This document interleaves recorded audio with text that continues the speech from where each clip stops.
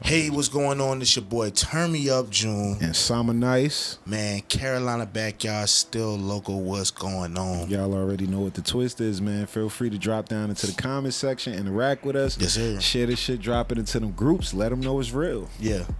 What's going on, though, bro? Ain't nothing, man. Happy birthday. Thank you. Thank you, brother. I appreciate that. Today is that milestone birthday for me. So yeah, man, it is my birthday today, and it actually feels good. You know, at this point, it feels good to be alive, man. And yeah, man. I don't gotta look over my shoulder. You know, I don't have no jail time on me. I'm just happy, man. I'm happy. I'm breathing. My lungs are good. My heart is beating. I'm able to smell the roses.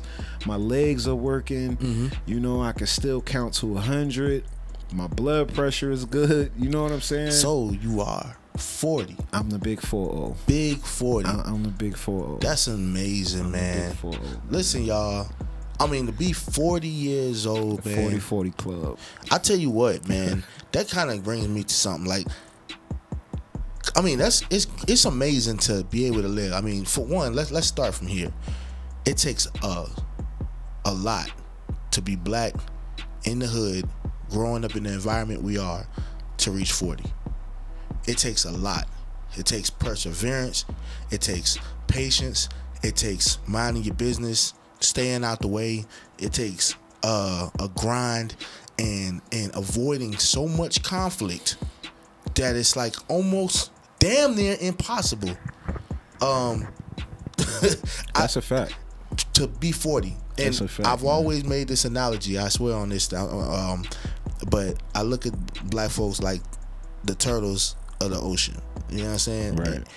And when a turtle goes to land and lays the eggs, but she lays a bunch of eggs. All those turtles, they hatch. Before they get to the water, crabs get them, seagulls get them, doggone, all kind of different creatures attack these frogs. I mean, these one is lucky to make it. It is hard as hell for the turtles to just make it to the water. Then once they get into the water, they get attacked again from other fishes that's trying to get something to eat right away as soon as they go into the ocean.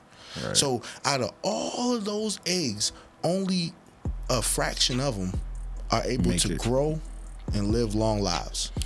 That's crazy because that's just so crazy because last night, seriously, last night once 12 o'clock hit, man, I just had like this.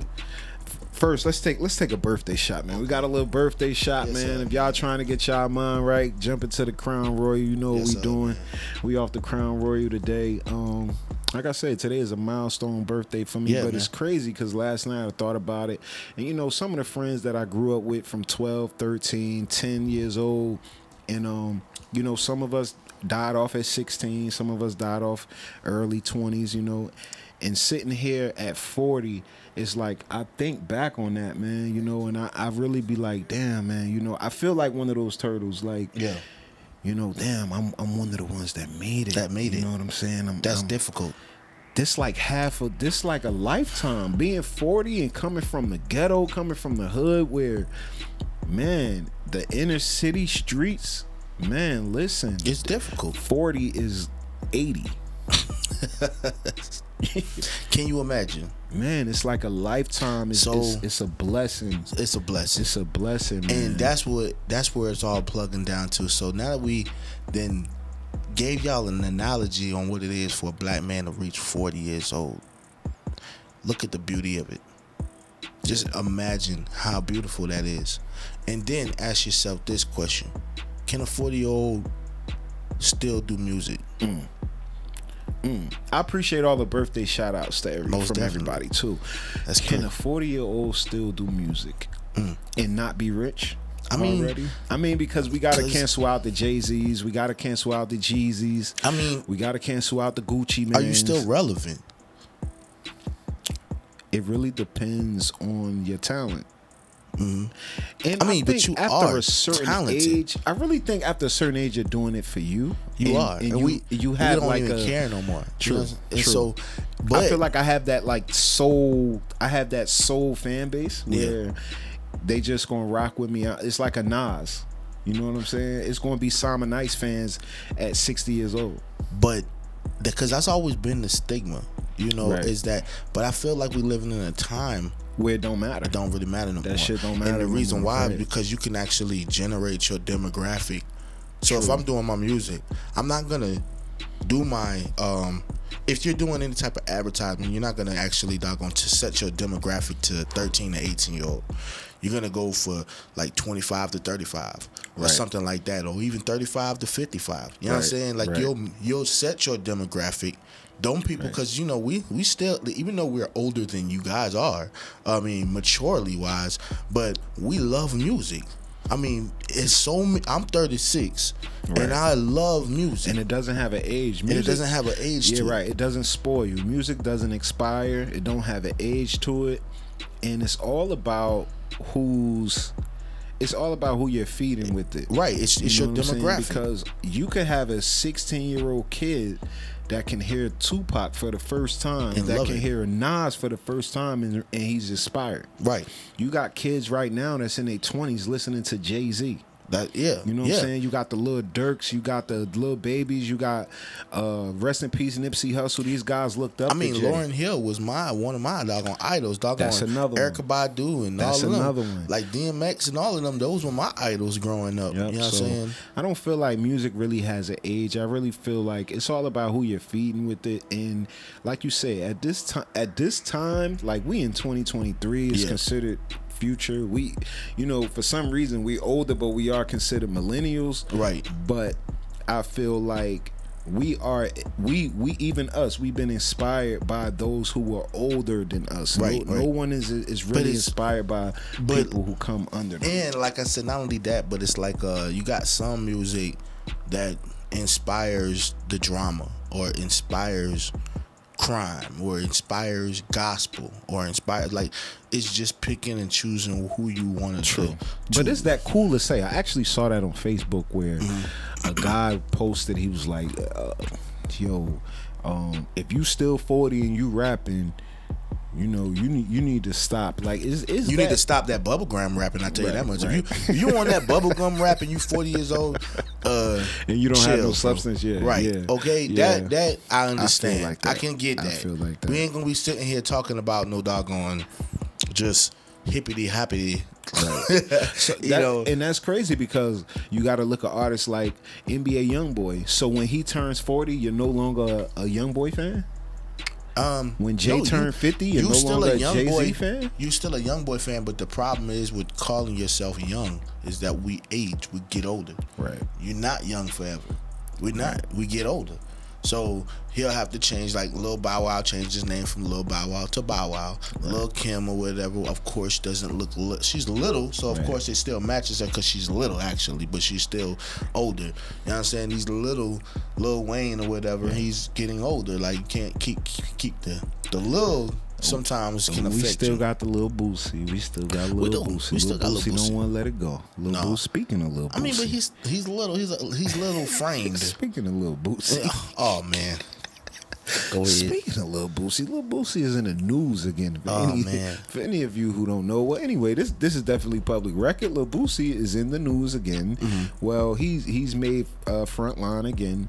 So, Lil Boosie was recently arrested in California for having a weapon. Now, a lot of people was thinking that these people went on Boosie's live and just found out he had a weapon, or for whatever reason they just pulled him over, he had a weapon. That's not what happened. What happened was Boosie was shooting a video with a known gang member in California. Oh. The police were investigating this gang member, right? So when they were doing surveillance on this gang member, it just so happened, this is a coincidence, and this is how catastrophic coincidence happens. It just so happened that when they were doing surveillance on this gang member, it just so happened to be on the same day that Boosie was shooting a video for him. And Boosie was seen on the gang member's live with the gun in his waistband. So he didn't have it out. He didn't have it out. He had it tucked in the back of his waistband. On his hip. Right. So and this is crazy because this is an article that came out. One of the FBI agents saw Boosie and he looked familiar and he knew who Boosie was. He said, that's Lil Boosie. So what did they do? The FBI went to Boosie's Instagram. Boosie just so happened to be live at the same place as this known gang member. Oh, Lo and behold, Boosie has a gun in his waistband. So this is how we have advanced so far in technology. The federal agents released a drone to come and watch over them from the sky. This drone stayed there until Boosie got in his car with his security and pulled off. The drone followed them. The FBI sent a call out to the local police for them to find something to pull Boosie over with, and I think it was from a failure to stop at a stop sign while making a left turn. This is crazy how all of these details come out. So they found him, they pulled him over. He had failed to stop at the stop sign by making a left turn. They pulled him over, and they actually found a gun in the car. Now, when they found the gun in the car, it wasn't on his hip. It wasn't on his hip, but it also wasn't on security's hip. Okay? The gun was on the seat. The gun was on the seat in the car. Let me be clear again. You got security in your car. They supposed to be armed security. The gun is on the seat in the car. So inside the article, it says that Boosie yelled at his security saying, I thought the gun was in a bag. You supposed to have a gun in the bag. End quote. Why does that matter? They locked Boosie up because in California, you can't be a convicted felon on the restrictions that he had and have a weapon. But they pulled him over on a bullshit charge. They did, but it was bigger than, Right. And I think a lot of us look at it like the gun was on the seat, it didn't matter. I think it was illegal for them to have it and not carry it. This is the thing. Where they at? In California. Boosie is now let's hold on. Nancy Pelosi, right? Let's just call him Nancy Pelosi real quick. Right. She's got bodyguards, right? Right. She can go anywhere, but she ain't gotta have one because she got bodyguards everywhere she go. Right. Dr. Fauci, President Obama, Trump, any of them. Any politician that's in the doggone White House or the doggone Congress or anything, they got doggone security that covers them to make sure that they're safe, right? Right. Boosie don't have that security. If he has security, he has to pay for it. Right. You in California, you're a rapper in California, and you're not supposed to have no type of firearm to protect yourself at all. You're supposed to just sit around and wait for something that maybe happen. And if it does happen, you're not even there to help or figure it out or resolve the situation. You don't even give a shit. Because if he get killed, he just get killed, and that's the end of Boosie. And everybody like R.I.P. Boosie and what happened and this and that. Nobody gives a shit. Dead rappers get better promotion. And he get promotion. His family get a little buzz. He already got buzz. You know what I'm saying? Boosie got buzz. He already is who he is. You know what I'm saying? Where is the protection for Boosie right now before this whole situation happened? What do you expect him to do in California as a fucking public figure that's inspiration to a lot of doggone youth out here? Right. And you expect him to just walk around with nothing. Right. I understand that he's under probation and everything like that, but come on, y'all gotta understand the situations when it comes to these rappers. There's gotta be some type of bracket, you know what I'm saying? That, like a justification to help relieve some of this doggone sit and duck mentality, because that's all we are. We're sitting ducks at this point. You know what I'm saying? We have to doggone pray that nothing goes wrong every single day. As being a celebrity, you gotta pray that today is just goes smooth and nothing happens. So these are the questions I have for the people. Is this another Ja Morant situation where, and I mean that in a sense of you could have made a different choices, Or is this a situation of a guy just simply trying to protect himself and got caught lacking? Now, he went out there. He have security with him, right? But he's seen smoking. He's chilling. You know, it's not a hostile environment at the time. He's definitely on live with the gun, whether allegedly with the gun, whether it's real or fake, in his waistband. Yeah. Is this a situation of he have to be accountable for his decisions? You got to think. Let's put it into scenario. You out there with a known gang member. He's under surveillance for a reason. Yeah, well, I didn't even. This gang member is under. Yeah, because it makes it seem like Boosie was under surveillance. But the guy was under surveillance, and Boosie just so happened to come around. Was Boosie any relationship to this whole situation, or it just was a coincidence? Boosie was out there shooting a video, and I think the gang member was affiliated with. I forget the artist Boosie was shooting a video with, but I think the gang member was in affiliation with the artist, and the gang member also is seen in the video. Okay. You know what I'm saying? He's seen in the video with a blue flag. We are artists, you know what I'm saying? You plug in with different artists, that still doesn't make you affiliated. It's just like, yo, I came in there, I seen Boosie was in the city, I pulled up or But this goes again to, if I need a gun in my waistband, do I need to be there? Right. You don't need to be there. You know what I mean? Like, I understand you got to make money, but right. It's more. But you still have rules that you got to do. You got to abide by. And at this point, you gonna have to probably say, you got to make your better judgment and say, you know what, that's probably not where I need to be at right now until this whole thing blows over. Right. So Boosie was arrested, and he was given a bond. And the government tried to put in a appeal to deny his bond, saying that he shouldn't be released. But Boosie was released anyway on his bond. He said he paid his bond in full, and when he came home, he instantly went on live. And right now, they're trying to petition of getting a judge out of there.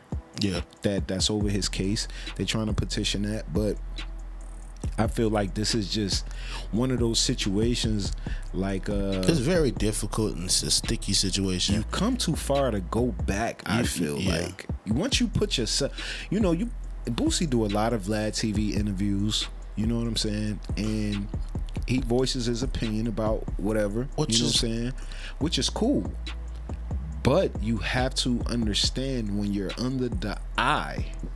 You know what I'm saying? You're not just under the eye of the people, you're under the eye of the law. Right. You know what I'm saying?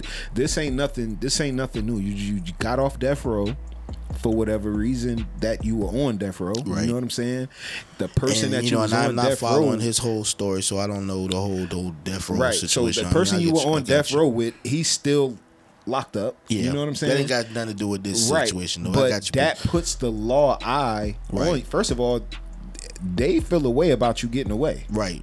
You know what I'm saying? They looking to find. They're gonna watch you for the next 30 years. Look at OJ. You know what I'm saying? He got acquitted. Next thing you know, they found every situation that he ever did for years and years. That nigga in court all the time for just little things. Yep. Just something to stick. Yep. Something to stick. You know what I'm saying? So I think even if Boosie, if this turns out right for him, I think they'll always have. The government will always have a vendetta. Right. They will always be after him. Right. You know what I'm saying? They're going to always look for something to stick your ass. He's going to always be under the eye of the law. So that you can go ahead and get locked up. Right. And it really will. You're going to get, I don't know. But in their mind, they want you to get locked up for that doggone murder. Right. No matter what. So whatever it is that they can get you with, that they want to get you with, and you're going to have to do that time. And it might be saying, and it might say on paper that it was for making a left turn in a light. Right. But it's really for that murder. And it's crazy because when I used to be outside, and this is some real shit. When I used to be outside, right? Say I come outside and I'm hustling from 8 in the morning to 3:30, 4 o'clock in the afternoon, right? So these cops, they come through, whether we running from them, whether we talking shit to them, whatever the case may be, right? So let's say I come out, we run from them, we get away or whatever. It's crazy that the cops on the next shift know exactly who we are. Remember the situation. We seen the homeboy from the block. He was over at the Young's Market, and he got pulled over. So you was riding with me. Oh, so man. you had video recorded it. Oh man, yeah. So the cop was all up. He was shitting. He was mad because I recorded. He was shitting. Right. And so he followed us. I pull out the parking lot, and the car turns or U-turn and follows us and hits the lights. Right. That's true. He says, I smell drugs. That's true. Like, and what? Couldn't find nothing. Yes. You did all this. Yes. To try to hold, because you decided to record a situation that you felt like was unjustified. Legally.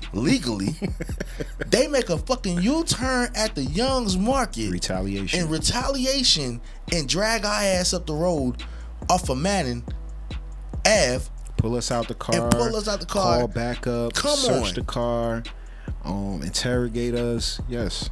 And then I tell him, you know why you did this. Yes, you did. And he knew why you did this.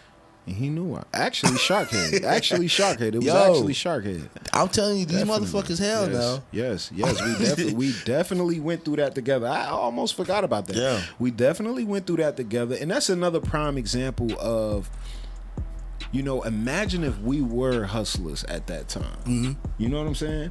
Every time he see us, he's gonna give us a hard time in retaliation of something that we were legally doing. Right. You know what I mean? It was just but yeah, man. Imagine. Just a little gem, man, to the world, man. Like, listen, we have these stories. We always talk about police brutality and all this stuff, right. but black people have these stories with these police officers, right. but you just don't hear about them because we just leave it alone. The same way with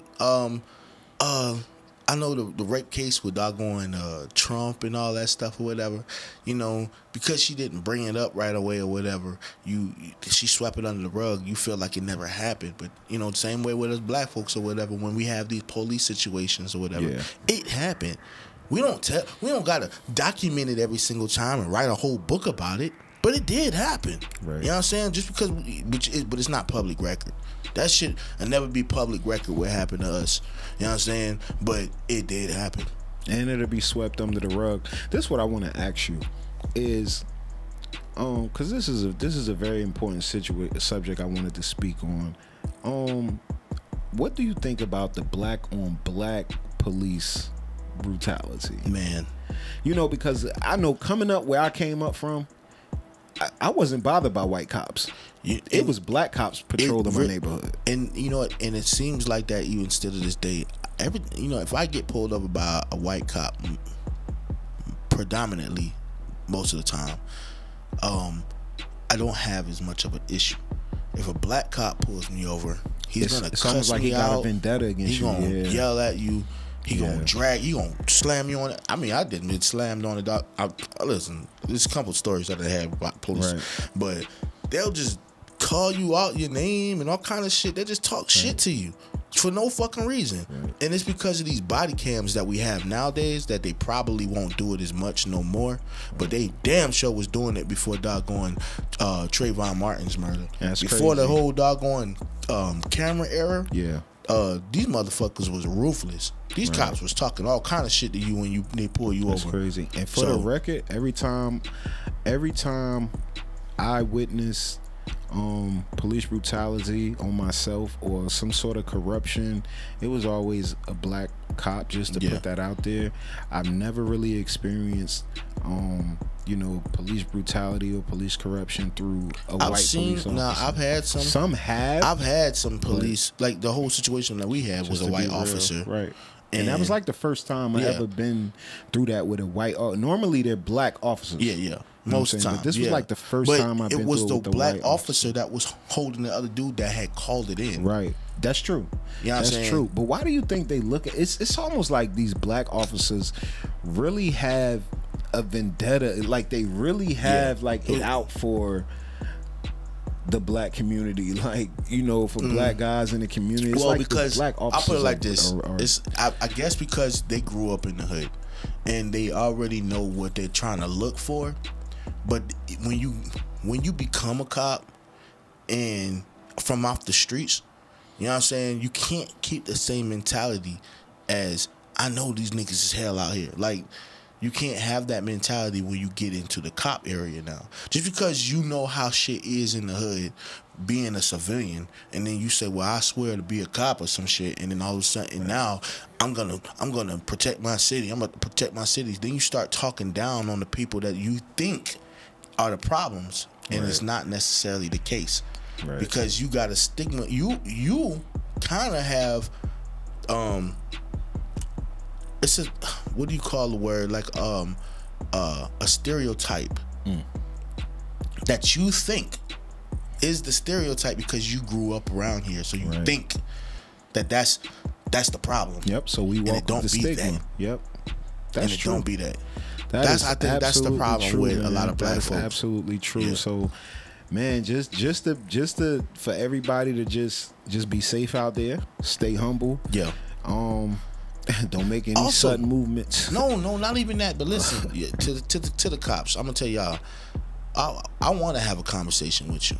I want to sit down and I want to socialize, and we can talk about how we can resolve some situations in our community the proper way with people like us that have a voice in the community. You know, it's one thing to just go blind eye and think that you can just make something happen. You have to talk with the community, but the community have to be able to relate back and forth. So we have to have this bridge. Somehow, some way, we gotta have a bridge where we can communicate and figure out what is the right solution to resolving and protecting our community. Right. Yeah, man. So that's crazy, man. Yeah, like I said, man, stay prayed up, stay humble out there. Cross your T's and dot your I's, man, because some of those guys with those badges on, they definitely don't deserve them. No, and some of those guys with badges on, they really do deserve them. So, you know, it's like people in the world, man. You know, it's people. Some people are, you know, y'all see June trying to get me right. I'm trying to get him right. Yeah, it's his birthday, man. It's time the dog gonna get turned up a little bit. So, you know, I'm just gonna pour a little bit more. Oh man, y'all already see what's going on. Yes, sir. Y'all see what's going on in this Carolina backyard. Nah, you know, I'm gonna drink this straight to the face. You know. Okay, well, I'm about to pour a little bit left. You know, I'm at that age. You get to this age, you know, you don't have friends no more. You got partners.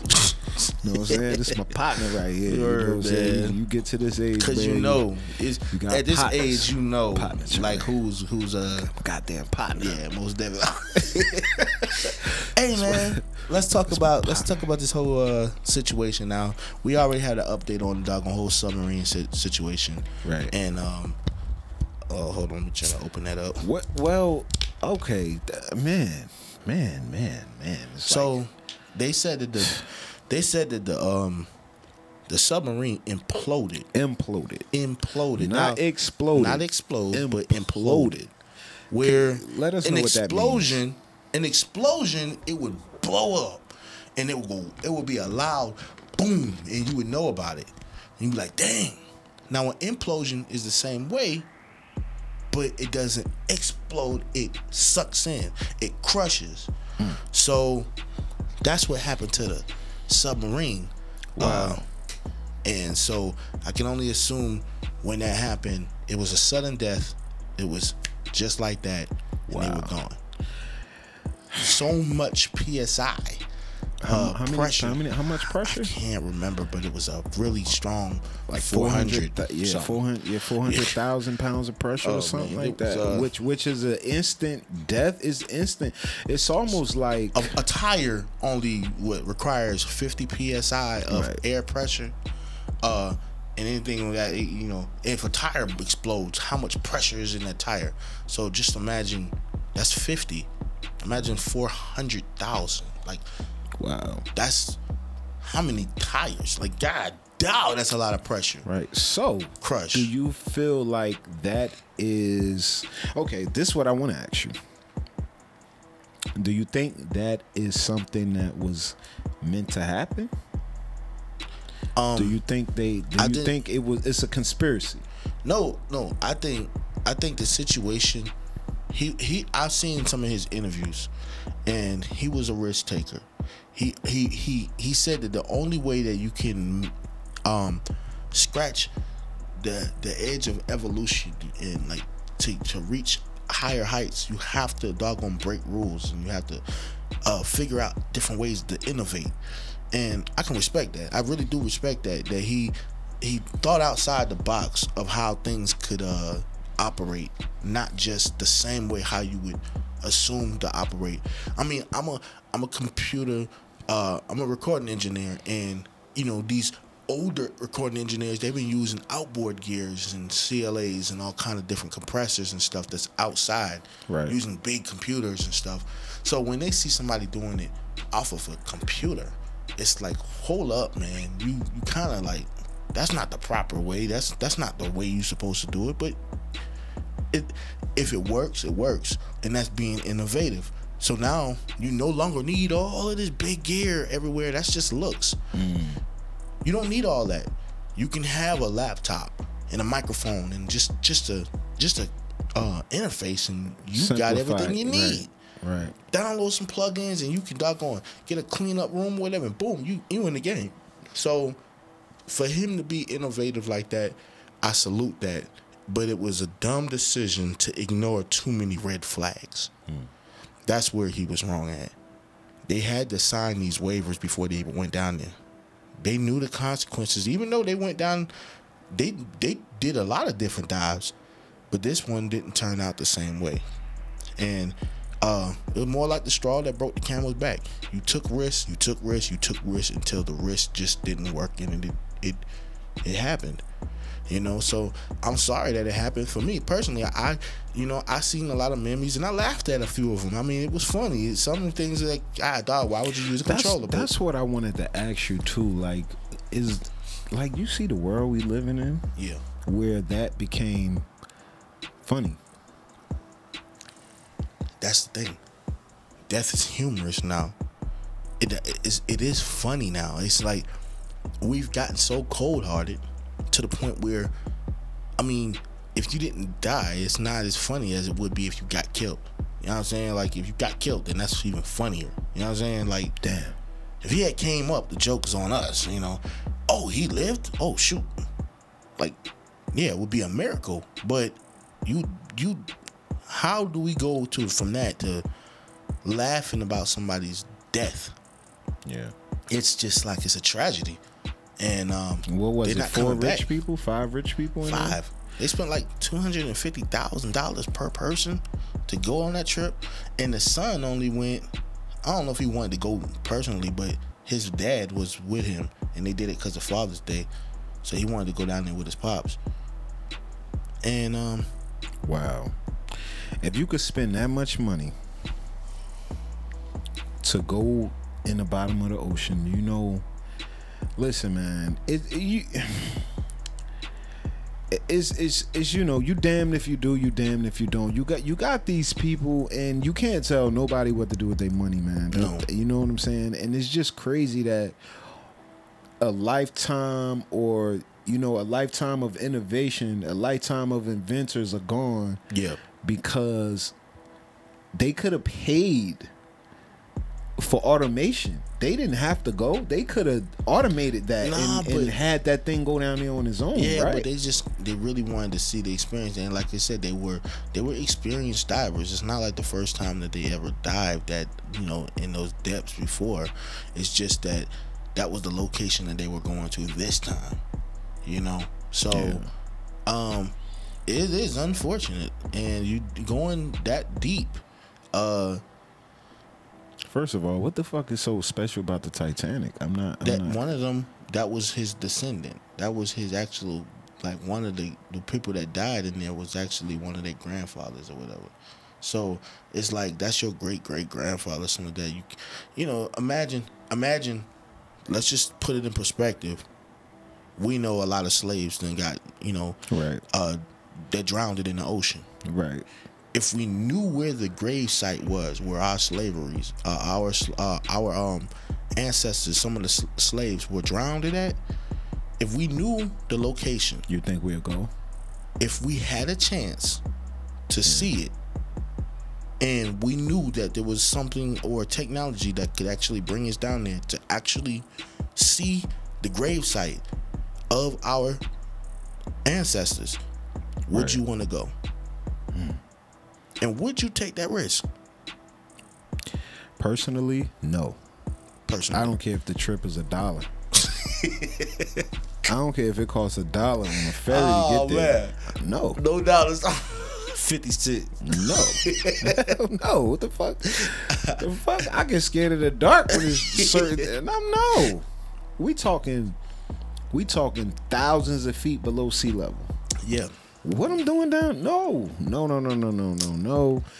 I don't care if it was a quarter to get there. No, I do not want to go. I'm gonna watch y'all from the cameras from up here. What? Like, I just don't understand. I understand the whole thing about innovation and for what though? Well, we don't live. We're never gonna live in the sea. What? Don't say that. Don't say that. You just made. Hold on. You just said something just now. Whoa! You said we'll never live in the sea. That what you just say? In the sea? Yes, I feel like that. Especially not that low down. They have little tunnels and little small little ports that's underneath already. For like working purposes or scientific purposes. So people actually, I ain't gonna say live there, but work underneath the water already. So just different stations, but I wouldn't say actually like colonies and nothing like that. But I would assume I think that those there would they be get hazardous phase. time. I'm pretty sure, but to just no. Okay, let me ask you this: if you paid to go to Disney World, right? And you didn't pay it, you in Disney World, everything is paid for, and they say, hey, we're gonna take you 1,000 feet below, 2,000 feet below, see a mermaid. Get on. Even though we're not sure, we can't guarantee you a safe trip back. But we going down here 1,000 feet below sea level, and we're gonna see mermaids because nobody never seen a mermaid. We want to see if they real. Are you gonna go?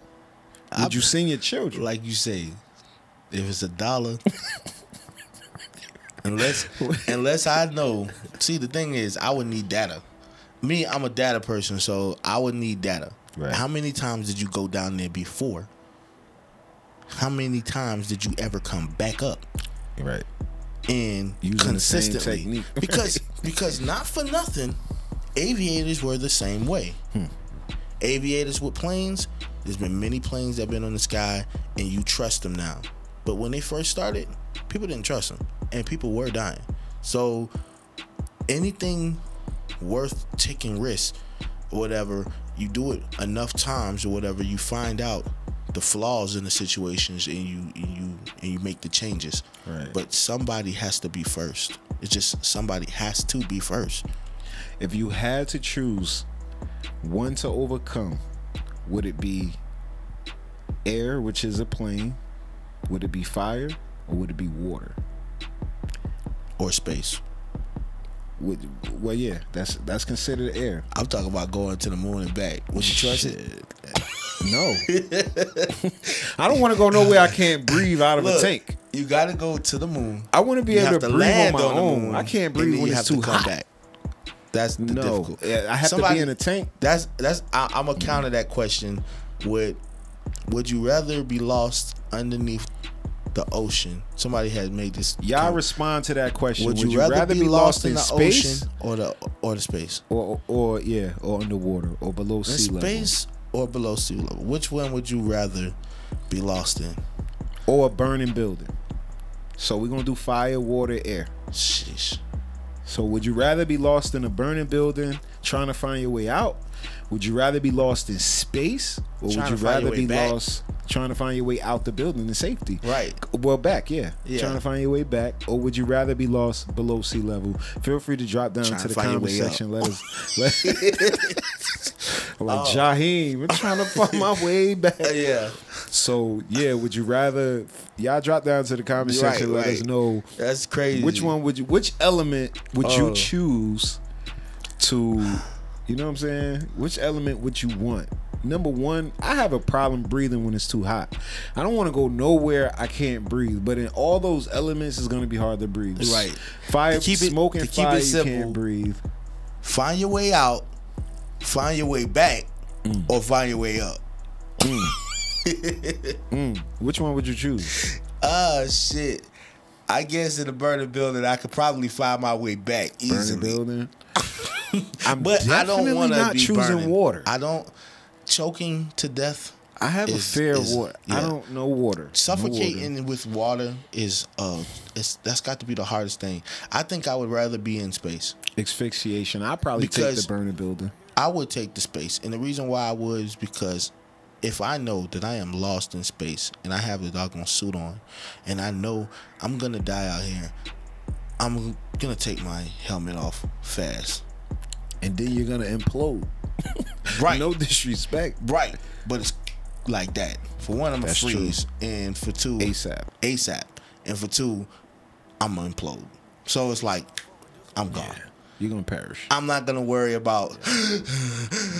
If you're off into the abyss, you'll probably turn into dust. Yeah. So in water, you in the water. The only thing you can do is drown. Yeah, and get eaten by whatever's down by there. a giant squid or some shit. Yeah, Loch Ness monster. Like, damn, there's so much shit down there, man. I don't even want. Like, at least I know in space, I'm gonna be chilling for a little bit. Right. I got time to think about what I want to do. I ain't gonna get swallowed up by no doggone black hole. That's crazy because I want to know, like, okay, when you go down, when they went down there, right?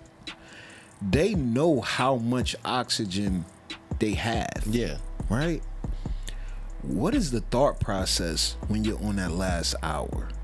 And before, you know, like before the implosion. Let's just assume realizing that it your took loss. that long. Right. Just realizing your loss, realizing on out, because I'm pretty sure they have radar. And they like, dang, you know what? Everything went out. Computers went out. If we don't get saved within the next 8 hours, we're gonna die of oxygen of what, CO2? Is that what it is? I don't know. Yeah, I think carbon monoxide. Yeah. So yeah, that's gonna be difficult. That would imagine being in there with 5 or 4 other people. You're one, so it's 5 people in total, and you're just in there with 4 other people, and you're all trying to gasp for air, and one by one, you seeing one of your brothers, your family members just dying and dying and dying, and you're your last one. You're the last one, and you're still trying to figure out, trying to catch your breath, and you like, bro, wake up, son or dad, wake up, and you still trying to catch your breath, and then you die. That's got to suck. That's got to suck.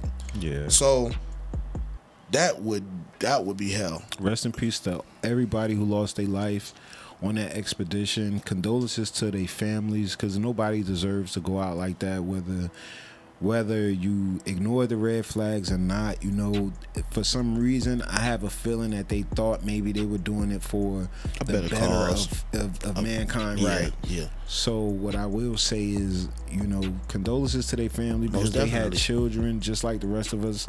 They human like us, and like I said, they took the risk to do that. They took a risk that none of us would ever take. They knew the risk. And they knew the risk. They knew. knew the red flags. And they knew what could happen. And the possibilities. So I salute to them, because with all that fear still in you, you still did it. Right. With knowing that you may not make it possible. back. Yeah. Right. If someone told me today, if you walk to that store, you may not come back. The same way I'm sure they tell astronauts this all the time. If you go out there in that space, it's a possibility that something can happen and you're not going to make it back. And it has a few times. You got Apollo 13. You got No, Apollo 13 made it back. I think one of them, they did the movie. I think one of them had to stay. Remember, because he had to leave. Actually, he let his son come. He let the son-in-law come back with the daughter. Armageddon?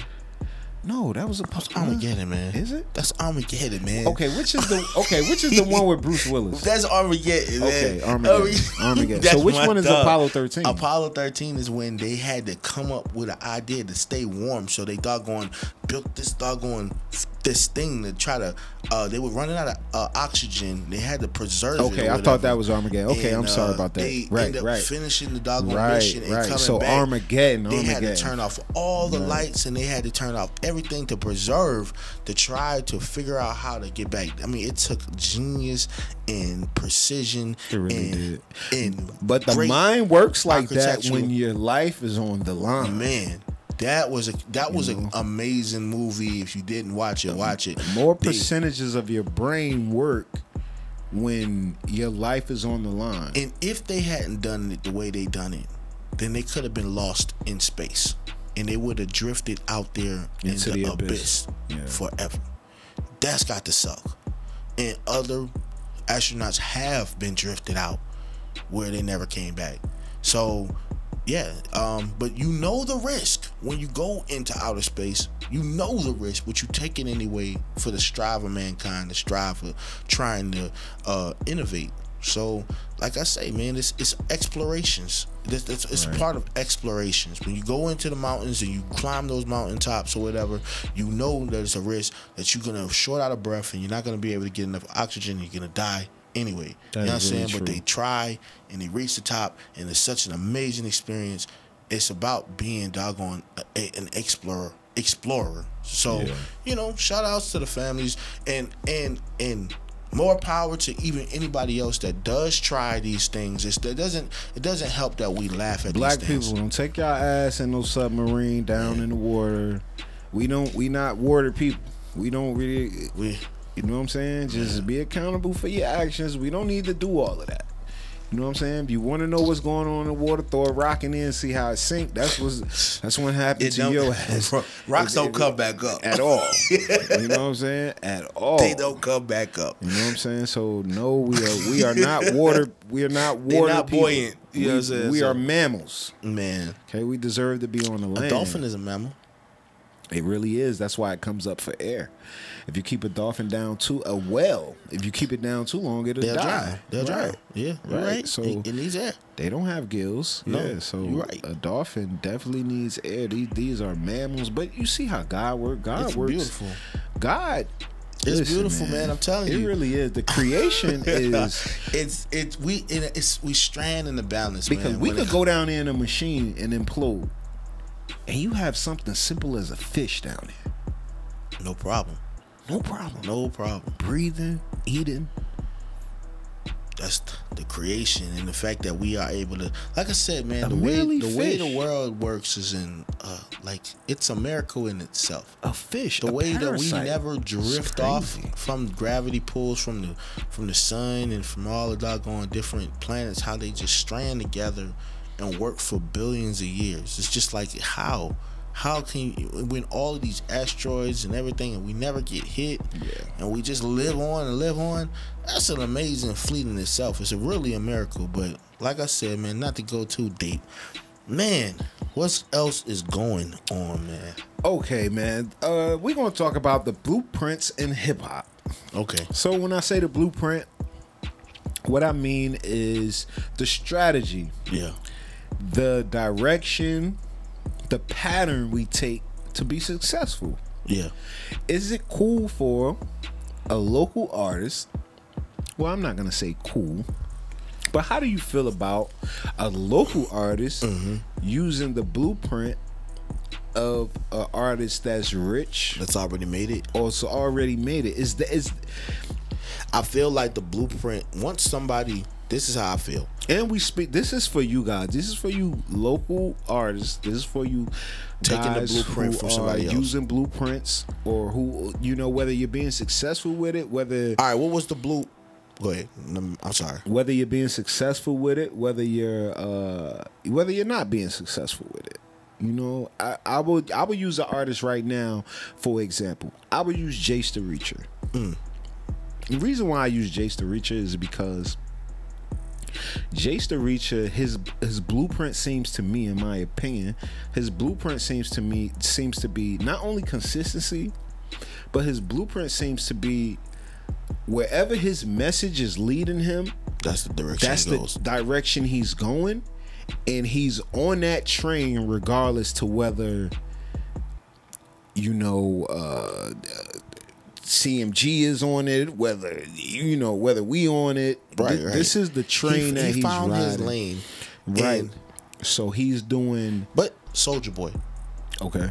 Now Soulja Boy, his situation had came, and he blew up off of what was it, Doc One? Okay. Well, what he said he did was, if anybody's MySpace. as old as I am, you know anything about LimeWire? Remember LimeWire? Yeah, I remember LimeWire. Okay. He said at that time 50 Cent was hot. Right. So he would put his songs on LimeWire, but he would put them under 50 Cent. So when people tap on 50 Cent thinking they're going to 50 Cent, they would go to him. Soulja Boy would come out. Right. Which was a brilliant idea. That was a blueprint. But what happens is, once somebody discovers it, when the next person tries to do it, it doesn't work that way. Right, because the algorithm fixes itself. Right. The reason why it doesn't work is because once you take that slot, it's over. It's over with. You have to innovate another. Right.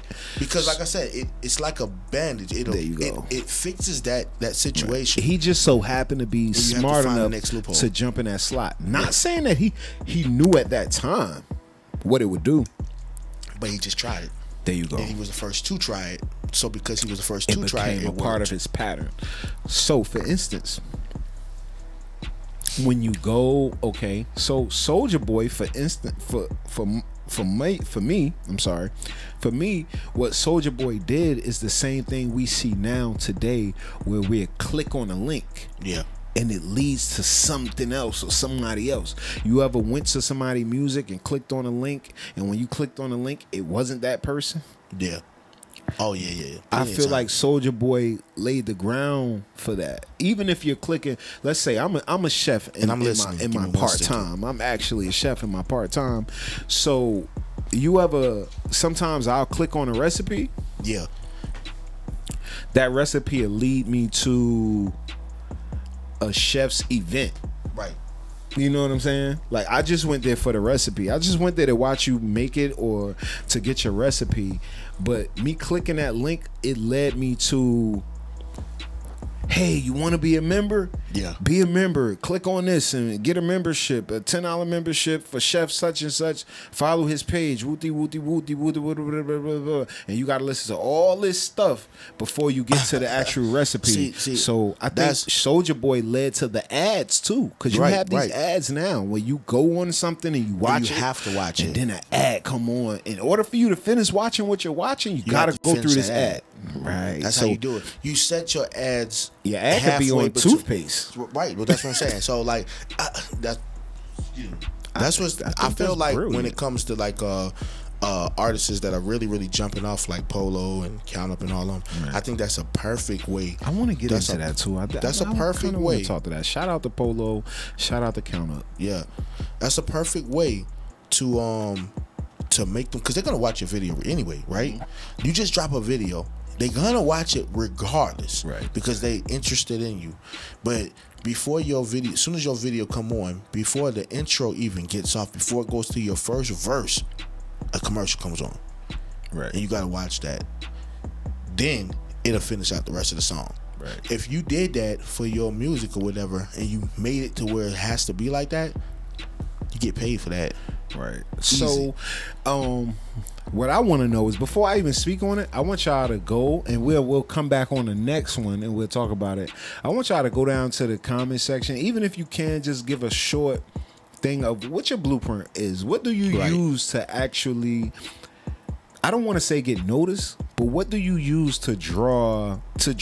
Right. You know, are you a draw? Can you put people in the seats? What are your blueprints? What are some of the methods you use that you can be a good way to get out in a situation? So yeah. That would be a good topic. So y'all tap in on that. I really want to know that, because we living in a time now where it's no rules to it. Yeah. You know, and you can actually use anything. You can, for instance, I'm gonna use my chef thing. You know, I cook, and you can click on my page. Yeah.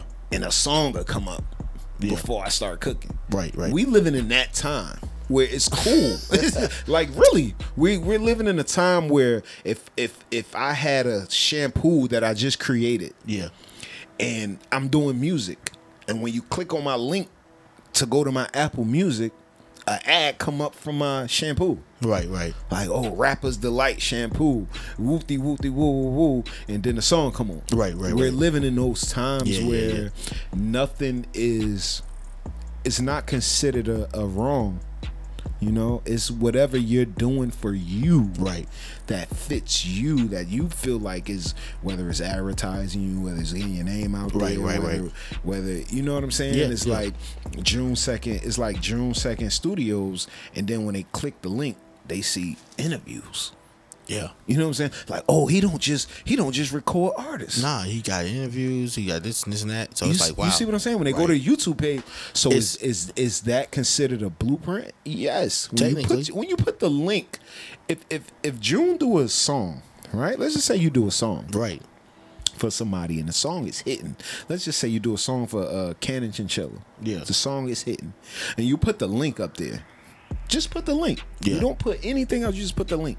From that link, no one can look at that link and tell what it is. What's going on? They're just gonna click on it. Oh shit! This is Cannon Chinchilla's video. Let's click on this link. Bing! I click on the link, and it's an interview with you and him. Right. You know what I'm saying? But it's on my channel. Right. So is that considered part of the blueprint? I would say yes, because everything has a niche. There's always a new innovative way. Shout out to Strap Teasy, because I also see Strap Teasy using that. Not only that, but as well, he always locking in, and he's always showing a lot of love for everything that be going on. Big shout out to Strap, man. Yeah, Strap, man. And he's always consistent. He's very consistent. Listen, let me tell you something. Not only Jace the Reacher, but Strap too. And Strap is so independent. Let me tell you about this artist, man. Yeah. This artist is so independent. You'll be surprised at the things he do in-house by himself. By himself. You'll think this man has a team. You'll really think this man has a team behind him. The way he moves, and yes, he does. Yeah, he's one of those artists. He's like, I'm gonna get it. I don't need no second person tapping in on what I got going on. I'm gonna figure this out on my own. Definitely, yes. So, big shout out to Strap. Salute to you, my brother. Salute to you. Keep going, man. You know, he went through some trials and tribulations. You know, he lost his mom. Yeah. I think the same year he was also allegedly he was shot like 6 times in the same year. You know what I'm saying? So he went through some trials and tribulations, man, and still to see him, you know, focused on his music, still pushing his music. I go on iTunes, I go on Apple Music, I see his music like frontlining, you know what I'm saying? So that consistency is really paying off, because there's no way around it. I also go down Facebook, and I'm gonna be real about this guy. I go down Facebook, man, and this guy really got ads. Apple Music ads, right? As a local artist, how you're supposed to do. Listen, every time I see it, it warms me up, because man, I know where we came from. You know what I'm saying? We all come out of that, and I don't say this to put nobody up or to put nobody down, but I feel like we was all birthed from that South Cat movement. Not saying that the South Cat movement made any of us, but the South Cat movement, it was an umbrella for all artists. Everybody, whether you're down with June, whether you're down with Sam, whether you're down with this one or that one, it was an umbrella for everybody to come in, whether we ate together, whether we cooked together, whether we had birthdays, we supported each other's birthdays, we supported each other's turnouts, whether we were performing or not.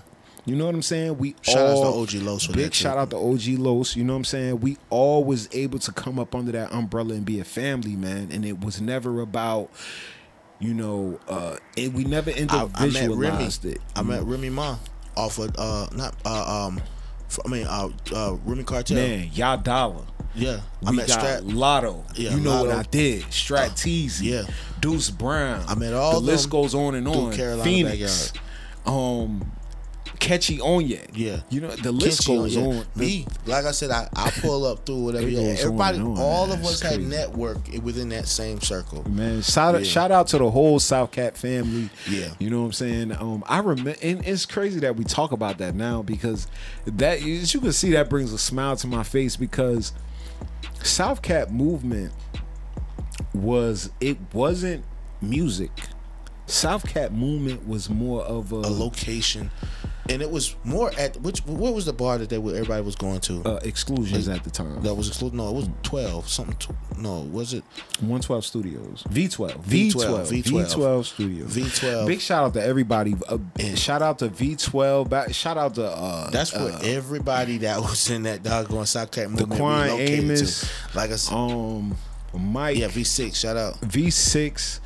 Everybody, man, because I remember that was a time where I felt like family. I felt like it was family.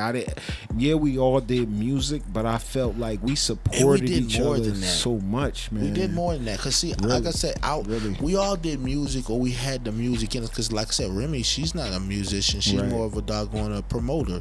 And you know, then you had the DJs that was always over there. That's how I met doggone DJ Addiction also. He was over there. DJ South Cat used to be Shout over there. Shout out to DJ Addiction. That's a real genuine brother too, man. Him and his brother Weezy, listen, man, it's crazy that, and I talked about this, like sometimes you run into people in your life that you'll never forget. Yeah. You know what I'm saying? Yeah. Even if you move away, you stay away for 30 years, it's some people that come into your life that they're gonna stick around.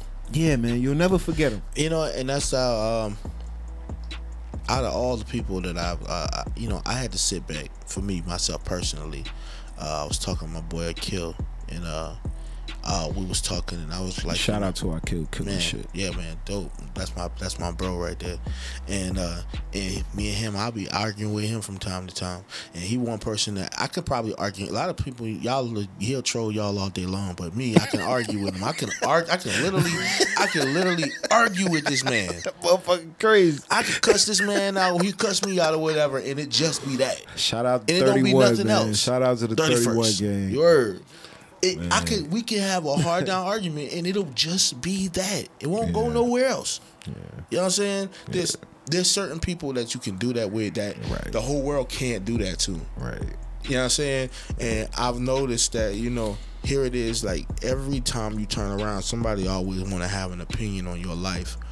Everybody always want to have an opinion on who you deal with, who you work for, who you should support, who you should do this with, who you should do that with. It's always somebody got an opinion on everything. Why are you with her? Why are you doing this? That's why I said this birthday right here. After this birthday, I'm just feeling like Tupac after he came home and got on death row. Not in the sense that, he was just wilding, but in the sense that he started to give the world everything that he had. Yeah. You know what I'm saying? Before his demise. And I just feel like that. Like, people are gonna shun you or shit on you or talk about you. That's why you have to have your own mind. That's why it is so hard to do that when you are surrounded by different atmospheres, different people talking all kind of different directions. You have to have your own mind. Sometimes you have to sit down, close the door, sit with yourself, and just think and figure it out on your own. What advice would you give the 20-year-old June 2nd? If you had to talk to the 20-year-old June 2nd, what advice would you give the 20-year-old June 2nd? Be mindful of the advice you're receiving. Be mindful that you're a man and that you're smart enough and honest enough to make any decision on your own without any inclusion of anybody else's thoughts or ideas or anything. And if you do receive someone's information or thought process of anything that you do, just take it with a grain of salt and just chart your course the way you set in your mind to do it. That's what I would tell you. The 20-year-old me is crazy because at 18, when I first 17 going into 18, I was on trial. I was on trial for attempted murder. And it's crazy because it do make me emotional sometimes. But I look back, after 40 years of being alive, I look back and seeing the situations I came through. Of course, on trial, I was found not guilty after a jury found me not guilty. But going through things even after that, I would tell the 20-year-old 20-year-old me, just, you know, give the world the best you. You know what I'm saying? Like, don't, like you said, because a lot of what people say, you can internalize it without no one else knowing about it. You know what I'm saying? People don't know of the things that we go home with. You know, we had a dream. This was our dream, this music shit. Oh, man. And like I said, shout out to the South Cap movement. But this was everybody's dream at one point, was to help each other become ladders to each other. Help each other get out and then reach back down the ladder. So talk to yourself real quick. And pull each other up. You know what I'm saying? So I would tell a 20-year-old myself is to give the world the best you, and don't internalize the opinions of people.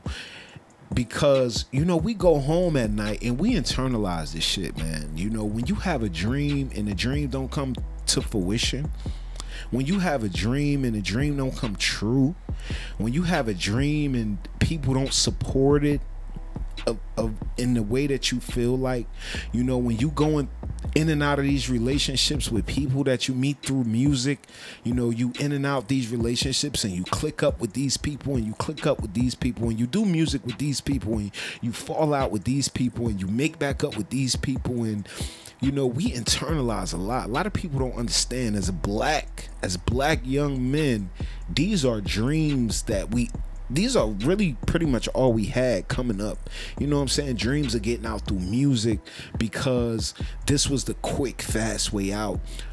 You know, for those of us who dropped out of school, or, you know, don't really have that much education, or who was just, you know, like me, I came up in a crack era, like where it was, that's what it was.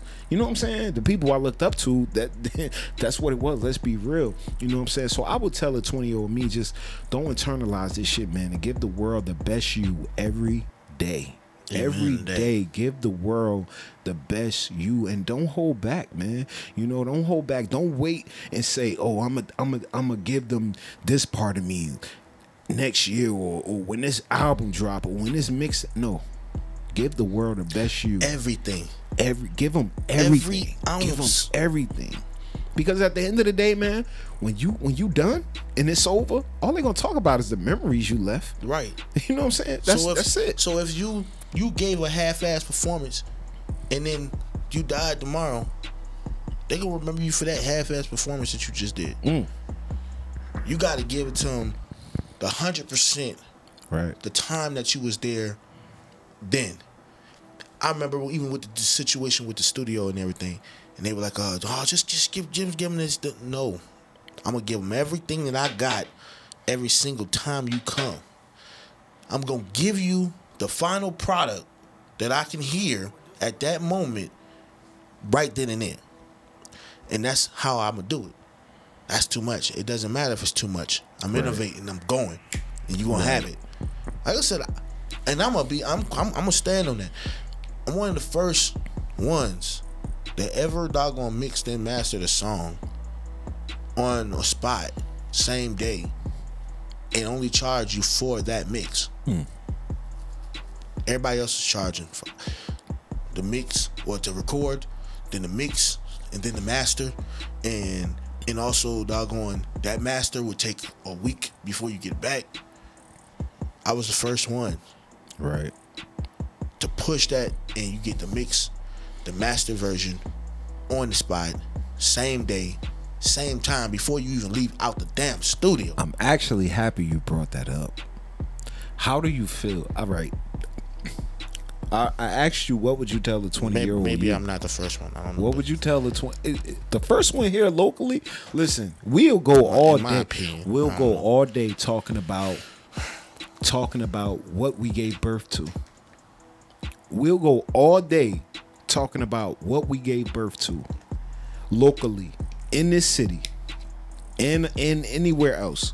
Whatever we gave birth to, this thing has become, you know, it has grown to be our child. You know what I'm saying? From the music to the podcast, from the podcast to getting out, interviewing, talking to people, from just developing a name. We are pioneers. How do you feel now, as June 2nd, as Turn Me Up June? How do you feel now, as time has went on. Artists came in, they came out, they came in, they came out. You've heard so many stories. You've been a big brother to so many artists. You've been therapy to so many artists, because that's what the studio is. It's therapy. It's a lot of guys come in here and they spill themselves spill before they their even whole rap. soul out here. You know man. what I'm They saying? talk. How do you feel now, from then to now, feeling like, you know, you have those people that say you still shouldn't be here. You should be there. You should be where such and such is at. That's why I told myself. How do you feel about that? That's why when I told myself, my 20-year-old self, and I said, doggone, don't worry about other people's opinion, right, and their own thoughts and what they think that you should do. I would have had better relationships with certain people if I hadn't listened to the next person saying you shouldn't talk with them. Oh, you need to leave that person alone. Oh, that person ain't no good for you. Oh, she's no good for you.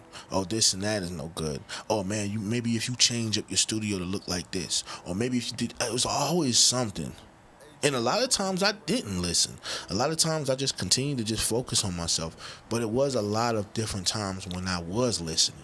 And there was a lot of times where I did hold back because it took longer for me to just progress holding out on relationships and holding out on progression, and maybe I shouldn't buy that barn. Maybe that might be a waste of time. Maybe I shouldn't get this computer because that might be too much money. Or maybe I shouldn't doggone try to make this a business. Maybe I should just keep it a doggone side hustle. And maybe I shouldn't quit my job. And maybe no, fuck that. Do, and just keep doing it. We only live once, and if you die today, what I mean, we all promise that. We all promise that. We all promise death. We all promise age. You know what I'm saying? Well, we ain't all promised to age, but we all promise death. Right. You know what I'm saying? And I ask myself all the time, if I have a job, then I would have 401k, and I would have a pension or something like that, and some social security to stand on, so when I get old and want to retire, I can sit back and chill. And then I ask myself, if I do that, I'll never be able to do the things that I really want to do now. Do you still feel like do you feel like Turn Me Up June is still going to pay off? Do you still feel like this is still going to pay off? I have to pray. I literally have to pray about it all the time, because I honestly, every day I think, am I making a big, major, bad decision by doing it myself? Am I gonna benefit later?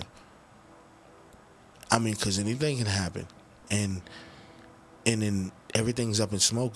Like I said, I lost my building the first time, and everything was up in smoke. I didn't have nothing, and I didn't know how I was gonna make it work, but I just kept on trying. I went and got the hotel, and I was putting the damn studio in the hotel, and I was rocking out there.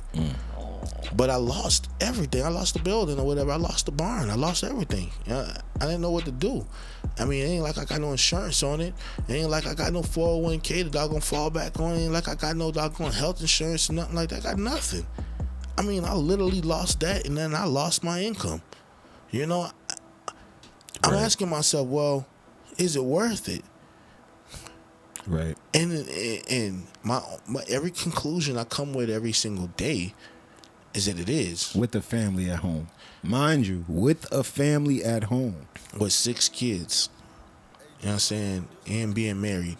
And it's very difficult, that decisions that I make. Mind you, hold up. 6 kids by the same woman. Yeah. Okay, so we definitely gonna give salutes to this black man for that. 6 kids by the same woman, married to the same woman. You know what I'm saying? So we definitely gonna give him his roses for that. 20 years, man. 20 years I've been with this woman. You know what I'm saying? Not to say that we ain't never had no doggone up and downs, and not to say that things don't always be sweet. You know what I'm saying? Shit like that happens all the time. But, you know, but you can't say that I never outshoot. God willing, I cut every one of their umbilical cords except for one, and that's because my sister had came up there to Michigan, and I had to leave. I had to leave the hospital to let her in, And right after that, he was coming out. How is that? How is that cutting difficult. the umbilical cord? Oh, I'm sorry to get off the topic, no, that's but cool, you know, man. how is that? Because a lot of us black men, we feel like we need to gravitate toward. That's why I'm so. You know, that's why the beauty of being black and the beauty of having your own stuff and the beauty of loving each other. Right. The beauty of loving each other is so beautiful to me, and I'm so honed in on it, is because I look at my children and I say, you know, this is who I'm living for. And I did get to cut the umbilical cord, and I did get to see them cry for the first time, and I did get to see them, you know, just sit there in life that you create. You know what I'm saying? Yeah. And to see that this, to have this this is what plays in my head. This is what plays in my head with my children, even when they were born. I looked at them and I'm like, wow. When you get older, you're gonna have to go through some shit that may cause you to lose your life. And that's sad. It's very sad for me to say that to them, but this is what I'm telling them. How many boys you got? 4 boys. Okay. I'm literally, as a child, I'm looking at them like, it's a possibility that you may get killed. Right. And it's a possibility that you might get hurt. It's a possibility you might do life in prison for something. It's a possibility. I don't want this for you, but it's a possibility. And that's a big fear for me, seeing that my boys are growing up and they're nourished and they are really good kids, and they're not in the drugs or the alcohol or the gangs. And I just keep asking myself, I don't want to keep saying not yet. I want to say never. You know what I'm saying? Right. But I never know. You know, and I don't want that day to ever happen. But I got uncles that were strung out on crack, and I got uncles that got murdered. You know what I'm saying? And all I can do is retract back to what I've already seen, because it's a reality. Yeah, it's crazy because and you know what, the Bible says that teach your kids the right way so that when they grow up they won't depart from it. Right. You know what I'm saying? Like so if they depart, that they'll come back. They'll come back to what they know, basically. So that's how I feel about that. And it's crazy because, you know, we sitting here as, you know, 40 and close to 40-year-old men, and we're able to look. We were once the children. Right. You know what I'm saying? We were the grown boys, and we're able to look back and see that and tell ourselves about our boys. You know, I've been a stepdad all my life, and just being around, you know, my stepkids, the boys, and just looking at the way of life, you know, and how it's different from when I was coming up, and how you really have to give them tools. You really have to give them tools so that they're able to carry on, because the same way we had our uncles and older cousins, they have YouTube and Instagram. That's their uncles and older cousins. Nah, we know what I'm saying? So we gotta be the OGs for the next generation. Right. And it's up to us. It is up to us. Right. We have to be the next generation's Martin Luther King and Rosa Parks and Nelson Mandela and Malcolm X's. Like, we have to be the John Lewis. We have to be those people, because those were the people we looked up to when we were growing up, that were to keep us on track and to keep us, like, from doggone falling into those pits. The same way we're looking at that, who the next generation got to look up. Who are those positive empowerments? Who are those powerful empower? Who do you look up to? And leave that in the comments. Who, if you are young, who do you look up to? Older, that you can try to strive your life to be. And then when the next generation come, do you feel like you'll be somebody that the next generation will look up to? And that's what we gotta kind of balance our lives to. So, man, Anyway, happy birthday, bro. Man, thanks, man. I'm around the sun one more time, man. Yes, sir. God willing, you know, I'm around the sun one more time, and it feels good. It feels good, even though, you know, my trials and tribulations are just what they are. They trials and they tribulations, you know what I'm saying? Yeah. We're going to get through some of them, and some of them, they here to stay. And you just got to learn how to live with them. Some things you don't get over. Some things you just learn how to live with. Yeah. You know what I'm saying? So I'm just grateful, man, to be honest with you. I'm really just so grateful that I'm here. I'm really so grateful that I'm healthy, you know, that I'm still able to, like I said, walk and breathe and smell and taste and give my loved ones a hug and talk like I'm talking now, be able to sit on a podcast with you. And because life is so short, man, I've lost so many people that I think should still be here to this day. Yeah. You know what I'm saying? And this shit comes with maturity. Right. You know what I'm saying? And my grandmother used to always say, rest in peace to my grandmother, Miss Dorothy Wilson. Let me tell you, she would always say, keep living. Yeah. You know what I'm saying? God will bless you if you keep living. You know what I'm saying? And respect gonna take you a long way. Just keep living. Keep living.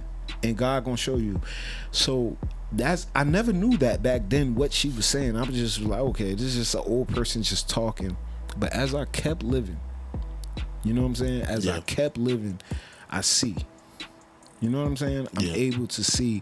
I'm able to pass down the jewels, and that's even more of a reward for me, is to be able to, you know, step in those mistakes that I stepped in and able to pass the jewels down, whether it be to the boys, whether it be to, you know, younger artists, whether it be to my comrades, you know what I'm saying, that's still here walking around.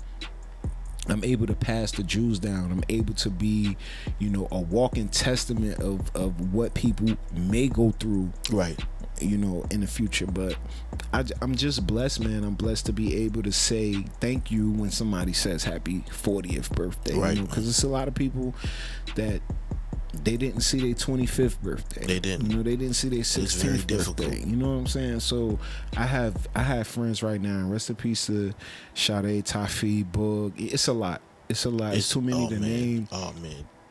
But don't like I said, go down that road, because we'll be sitting here another whole hour trying to figure out who we can say rest in peace to. And I'm just on this part of life trying to make it to Jannah. I'm trying to make it to heaven. Right. You know, and if you believe in it, and I believe in it. You know what I'm saying? So I'm trying to spend this part of my life trying to be not sinless, but trying to be senseful.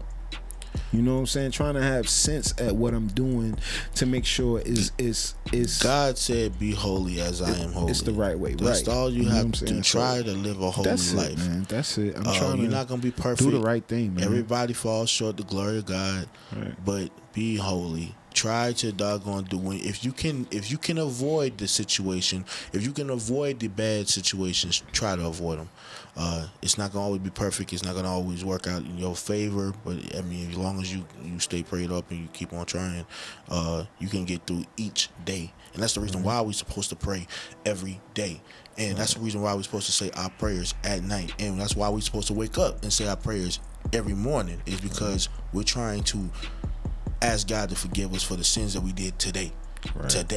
And when we die, when we go to sleep and we wake up, we got to thank God that we actually got another day to live, to fix the situations that we did in the past, yesterday. So with that said, man, this is beneficial, man. It's beneficial. Y'all already know. Tap in. Make sure y'all hit the like button.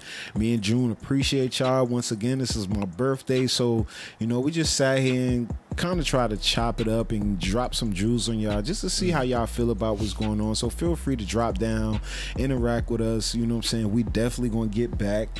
Right, June? We're going to let them know what it is. And, man, and don't feel free to reach out, man, because we are the big brothers of the local hip-hop community right now. And we want and we really do want to be able to chop it up with you. So, yeah, man, turn me up, June. Summer nice. Carolina Backyard is still local. And we appreciate y'all, man. It is what it is. Y'all know what the twist is. We out of here.